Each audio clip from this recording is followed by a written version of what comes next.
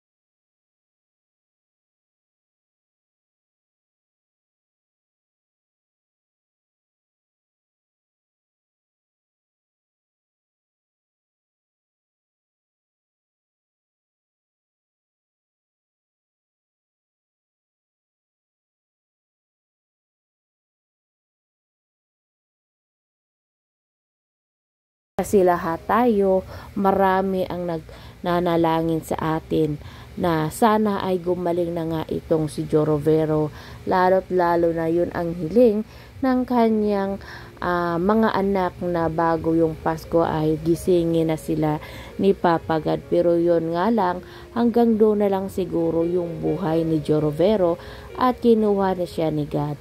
Napakasakit para kay Andrew Schimmer. Siyempre naman, di ba, pamilya natin, lalo't lalo na yung asawa niya pa ang nawala. Pero lahat ng yun ay matapang nila na tinanggap kahit napakasakit. Kasi lahat ng nangyayari sa atin sa bundong ibabaw ay may rason ang God. May reason si God kung bakit siya kinuha ng maaga ang kanyang asawang si Jorovero. Dito natin makikita kung gaano katatag si Andrew Schimmer. Alam natin na parang ang tapang-tapang niya, pero deep inside parang sasabong na si Andrew Schimmer. Sabi niya nga, 'di ba, kahit na kung yun daw ay panaginip lang, sana ay gisingin na siya. Kasi I'm dying. Miss na miss niya na yung asawa niya. Hinihintay niya pa rin na umuwi sa bahay nila.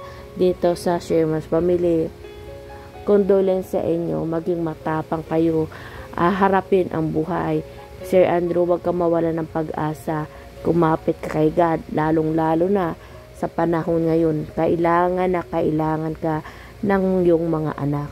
Sila na lang yung kakapitan mo at ipakita mo sa kanila na hindi ka nangihina. Ipaglaban mo ang karapatan mo kasi nga pagpaghinaan ka, yung mga anak mo ay maapektuhan at yun ay ayaw na ayaw makita ng asawa mo na nahihirapan ka na rin. Kaya kapit lang at huwag mawala ng pag-asa. Lahat ng bagay sa mundo ay may hangganan. Alam ko Sandro na maraming nagmamahal at sumusuporta sa iyo.